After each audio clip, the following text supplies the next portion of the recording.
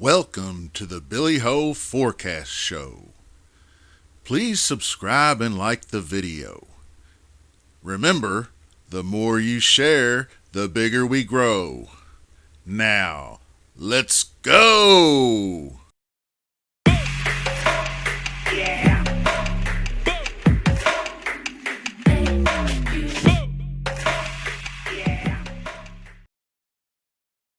Hello there, Billy Ho here. Welcome to the DFS preview and picks show for the Mexico Open. Today we're going to look at the Greg Norman designed Vedante Vallarta. It's the Nuevo golf course. I'm also going to be bringing in some lineup strategies and we're going to go over some players to get your process started for the week. Before we get kicked off here, I just wanted to congratulate our man, Discord faithful Squirrel Man, for winning the Billy Ho this week. Very solid 6 of 6 lineup. Good job, man. And we're going to get into the breakdown. So let's go. All right, Vedante Vallarta is Greg Norman designed, like I said, 18 holes, par 71, long 7,410 to 7,450, somewhere in that range. Resort coastal type course. It's not on the coast, but it is kind of coastal. The Seashore Paspalum will give that away when you have that on both the greens and the fairway. And it's also 11 on the stimp, maybe 11.5, which is a little bit slower than tour average. So they usually expect wind on the course, but not so much. I mean, there's lots of bunkers and there's a couple of lakes that make several holes in play. Now, for the weather, I'm not going to bring that into effect just yet. I don't think anything's going to change. It looked exactly the same, consistent for the next 20 days, which is mid-80s in the afternoon, and between 2 and 6 p.m. Central Time, there's going to be a little bit of a wind gust, like an afternoon breeze that comes every day, just between 2 and 4 to 2 and 7 p.m. It's going to be 15-mile-an-hour winds, just like it would be on the ocean. And if I had to project a winning score, this seems to be like one of those scoring fests. So I'm going to predict maybe high teens, low 20s, under par. Now, as for the strategy, I'm going to be looking for, obviously, DK scoring, birdie or better, a little bit of eagles gained, but not so much because the par fives are pushing 600-plus yards, so birdie or better. And I'm going for definite distance this week, which you'll hear that from everybody. It's a long course, bomb and gouge, blah, blah, blah, no trouble on the rough. So that's all well and good. I feel like the comp courses are like your Puerto Rico Opens, your Corrales Punta Cantes, your Mayacoba, RSM, OHL, Playa del Carmen, El Camaleon type, those type of courses. Now, players, with this being an open championship, you're going to see a lot of names you've never heard of, a lot of the Latino community, those type of players that qualified for the Open and whatnot, and that have played in this championship. It stems from the Latino tour itself, Latino America. So this is the first year it's getting bumped into the PGA. And we're always going to start with the number one guy, Jon Rahm. 11,300 on DK. I was disappointed with that. I thought for sure, if DK was ever going to price anybody at 12K or 12.5, this was the week. He is legit the best player in this field by un montón. And by un montón means a lot in Spanish. So, I'm trying to embrace the culture here this week. I love it. Actually, I really think it's great to bring this into the PGA event. I don't care if the field's weak or not. But he's been off 2 weeks since the Masters disappointment, and he's chomping at the bit for a win. It's been a long time since he's won a golf tournament. I think last year's U.S. Open at Torrey Pines.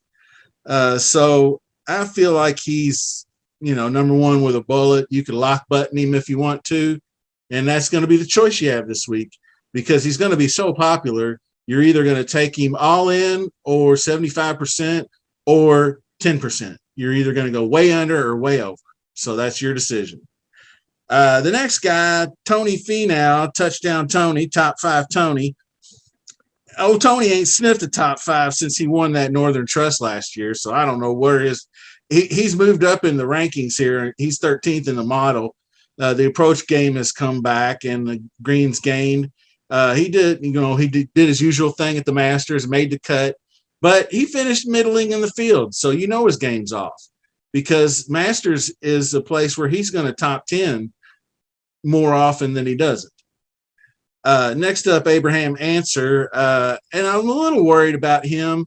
He withdrew at the Valero, which is a tournament like a hometown kind of thing for him. He really wanted to play in it the week before the Masters. WD'd there, then played in the Masters, missed the cut, and then the following week at another course he fits and plays well at, RBC, he WD'd again. So, and you can see all these red figures here that are flashing that no go on him. So if he's healthy, maybe he bounces back, but it's hard to say. Kevin Na, off the tee game is going to really kill him this week. I'm surprised he was priced up that high, to be honest with you. Patrick Reed, same thing. The guy next up was Gary Woodland that I wanted to really talk about, and he's probably going to be really popular.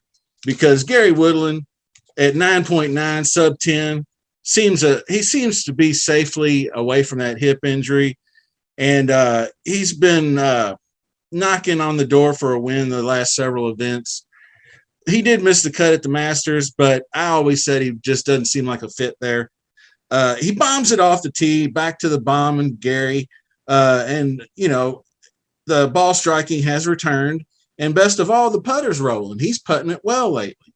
He's sixth in the model. Last 24 rounds putting. And he's good on past Palm / Bermuda too. So I like Gary this week a lot. Seabass Munoz, fifth in the model. He's looking really good too. He's always a guy that can get hot and score points. So I'll be looking into him.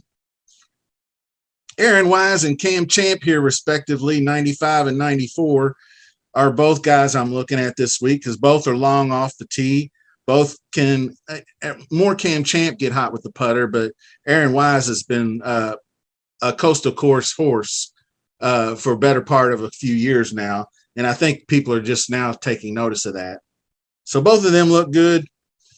Champ number one in distance, and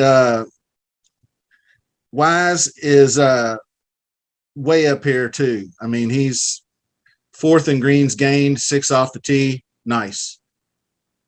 This other guy, he looks like he's getting early ownership, and I thought, man, Matt Jones down here popping in the model. Got good driving distance, good birdie or better, DK points, but I guess everybody's got models too, and they see the same thing. So early ownership looking 17% on Matt Jones. But one thing I will say is he's a good coastal, tropical type course player. He's got multiple top finishes in Corrales and Puerto Rico Open. So plenty long off the tee and has shown form. So I like him in the pool. The next couple of guys, I haven't checked them off here, but Thigala and Davis Riley, both of these guys are young, talented players, popping a little bit in the mods. Of course, Aaron Rise up here too. They all have the talent, but they're skipping over Carlos Ortiz here. And I know he's 68th in my model, but he's got good driving distance. And the past several courses, which he's got 4 straight miscuts, short technical courses, which I don't think are his thing. He is more of a long course. This is a long course, straight course. Everything's wide open right in front of you. Whack it out there and knock it on the green and get down. Of course, he has the win at Houston. He also has several monster finishes at Playa del Carmen and El Camaleon golf courses in Mexico. So I feel like he's no stranger to this course either. I'm sure he's played it before. He's one of the ambassadors of the event, and he'll be a popular Latino tour grad. And I wish him the best of luck because I think he's a good guy. Now, getting down here a little bit further, Charles Howell III, CH3, used to be just Cash Money Chucky 3 Stizzles. I mean, he's ranking 10th in the model. He's back. Birdie or better, game number 1, DK points 5th in his last 24 rounds. Charlie, hustle. I like that. I think he'll be in the pool. He's also sneaky long off the tee, so keep that in mind as well. He's 28th in driving distance. Next guy, we're going to zoom through this. Wyndham Clark, another bomber. Wyndham Clark, 7,600. Number 2 in distance behind only Cam Champ. Number 4 in eagles and 12th in putting. I love the bomb and putt angle. You just get it out there and knock it on the green and give yourself chances. He may not be super dialed in with the approach, but he can get it done. He can score. The next guy was actually up here, Scott Stallings, who's along sort of a similar model. He's not quite as long as Wyndham Clark, but he can putt and he can make birdies. So he's another guy that's going to be on the radar. And next up, Kevin Chappell, Chappie. I like Kevin Chappell this week. He's playing well coming in, and he's long off the tee, 16th in distance, 10th in greens gained, 15th all in the green on birdies and DK points in his last 24 rounds. Now, he sprays it a little bit, but you're not going to run into any trouble down here, so we're all good there. Now, one thing people may not know, he was kind of an elite talent. And then he had some really back issues, and he had a major back surgery. You can look it up. It's one of them Tiger Woods type back surgeries. And then he didn't manage his rehab very well. So if he's just now getting back into form where he can play again consistently, he's going to be a real nice threat down here at 7,400. And one more guy down here, a couple guys actually. Bramlett, long off the tee. Eagles, approach is good. You just got to worry about this number right here, 125. That dude can just putt his way right out of a tournament. So if he loses 5 strokes Thursday and Friday, forget about it. But if he's close to the field, he'll be fine. So, just follow your gut. Uline's another dude who's sneaky long, by the way. He's 33rd in the model. I didn't have him down, but I went ahead and started him just to take a closer look later on in the week. People like Peter Uline, Corn Ferry guy. Now into the sub 7Ks. My man Vince Whaley is always a coastal cut maker. The dude's long off the tee. I like him this week. Callan Tarum from the Euro Tour is another bomber who's been playing really well this week. Looking good. Robert Garrigus, Bobby G, getting his tour card back off the weed and all that stuff. Looking all right. Seth Reeves at 6.4K and Brandon Haggy at 6.4K. Both guys can hit it long and usually play pretty well at these what we used to call off-putting events or off-field events, like they would be the Puerto Rico Open, Corrales, Punta Cantas type stuff. So I'm just going to go ahead and cut it off there, and that's going to be it for this first edition. And be on the lookout for Wednesday. I'm going to go over more ownership. We're going to look at tee times and possibly some pivots off high ownership and whatnot. And we'll see where we're at. So till then, peace.